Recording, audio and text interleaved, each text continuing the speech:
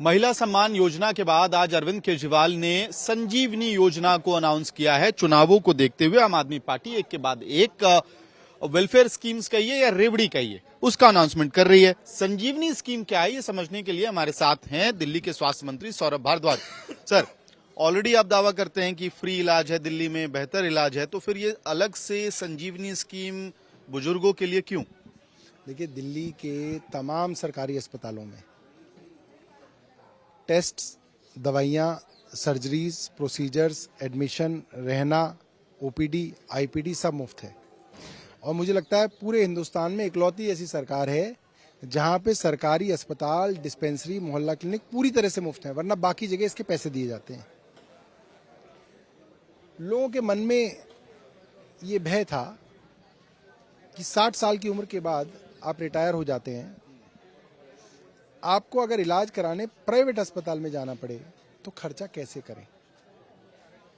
उसके लिए अरविंद केजरीवाल अपने बुजुर्गों के लिए संजीवनी योजना लाए हैं, जिसमें 60 साल से ऊपर कोई भी बुजुर्ग दिल्ली में हो और उसको प्राइवेट अस्पताल में जाना पड़े तो उसका कैशलेस इलाज जो है प्राइवेट अस्पतालों में किया जाएगा। सारा खर्चा उसका दिल्ली सरकार द्वारा दिया जाएगा, और वो खर्चा कितना भी हो, चाहे 5 लाख हो, चाहे 50 लाख हो, खर्चा अरविंद केजरीवाल की दिल्ली की सरकार उठाएगी। आयुष्मान योजना से कैसे इतर है, वो लागू नहीं करना चाह रहे हैं, आप अपना हेल्थ कार्ड लेके आ रहे हैं। देखिए, आयुष्मान भारत योजना एक फ्रॉडुलेंट स्कीम है, कागजों पर है। खुद कैग की रिपोर्ट ने कहा कि इसके अंदर गलत पेमेंट्स की गई, गलत फोन नंबर के आधार पे कार्ड बनाए गए। गुजरात के अंदर 18-18 साल के लोगों की एंजियोप्लास्टी दिखा दी गई कागजों में। जो लोग मर गए उनका आयुष्मान भारत में इलाज कर दिया गया और पेमेंट कर दी गई। और उसके अंदर कुछ इतनी इम्प्रैक्टिकल चीजें हैं जो बड़े सवाल इकट्ठे करती हैं, खड़े करती हैं। आयुष्मान भारत कहता है कि 70 साल से ऊपर को आप फ्री इलाज देंगे, मगर 5 लाख रुपए तक का देंगे।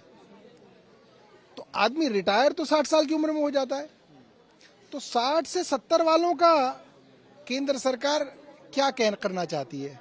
उनको क्या वो कुएं में डाल देगी कि तुम मर जाओ तो कोई बात नहीं, मगर 70 से ऊपर वाले को हम बचाएंगे? तो ये योजना एक इम्प्रैक्टिकल योजना है। 60 साल से ऊपर हम सबको जो है इलाज की बात कर रहे हैं। दूसरी बात, 5 लाख से ऊपर कोई आदमी अगर न्यूरो सर्जरी के लिए एडमिट हो तो उसका 5 लाख का खर्चा न्यूरो सर्जरी में ही हो जाता है।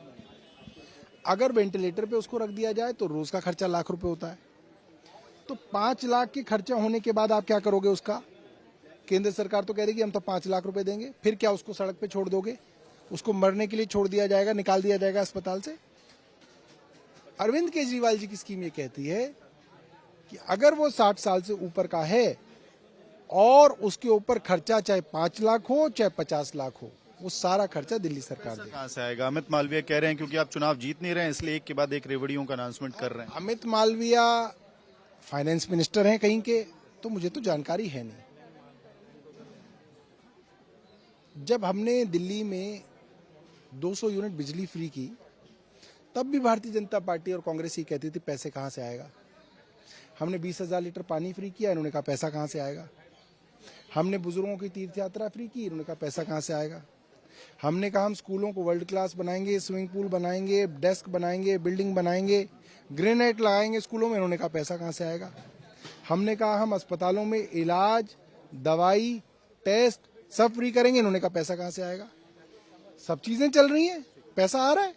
हमने कहा हम तीर्थ यात्रा देंगे, बुजुर्गों को मुफ्त देंगे, इन्होंने कहा पैसा कहां से आएगा। पैसा आया।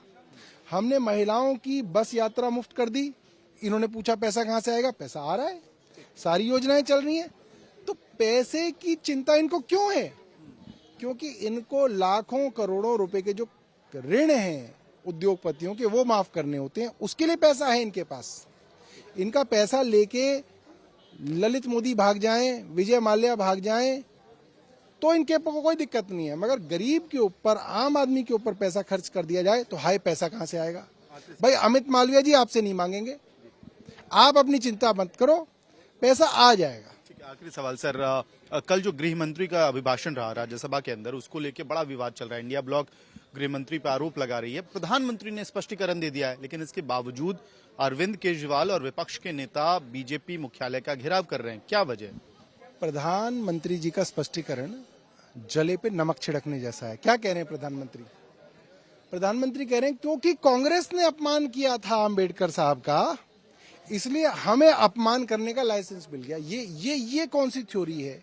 ये कौन सा कानून है कि क्योंकि कांग्रेस ने अंबेडकर साहब के साथ कुछ ठीक नहीं किया था, इसलिए हम तो अपमान कर सकते हैं? ये तो बहुत गलत बात है। आप कहते हैं हर हर मोदी, अरे इस देश में हर हर महादेव होता था, हर हर मोदी कहां से आ गया? आप नारे लगवाते हैं जहां जाते हैं, मोदी मोदी मोदी, और अगर किसी ने अंबेडकर अंबेडकर अंबेडकर निकाल दिया तो आपको उस पर एतराज है कि अंबेडकर अंबेडकर क्यों किया जा रहा है?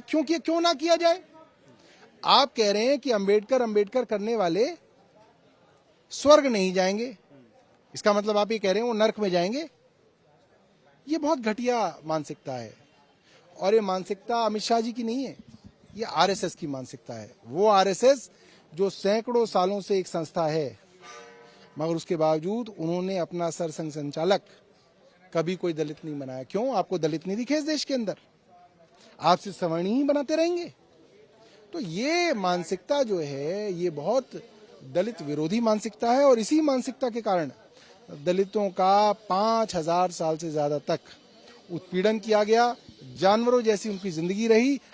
अंबेडकर साहब ने उनको बराबरी दी, उनको हक दिया, उनको न्याय दिया, इसलिए इनको अंबेडकर के नाम से एलर्जी है। इनको नहीं पसंद कि अंबेडकर का नाम लिया जाए।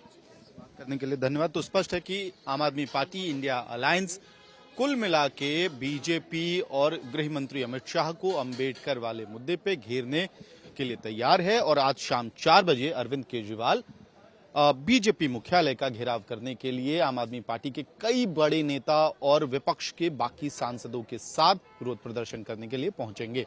वीडियो सहयोगी सचिन चंडोक के साथ मैं अमित भारद्वाज, दिल्ली, आज तक।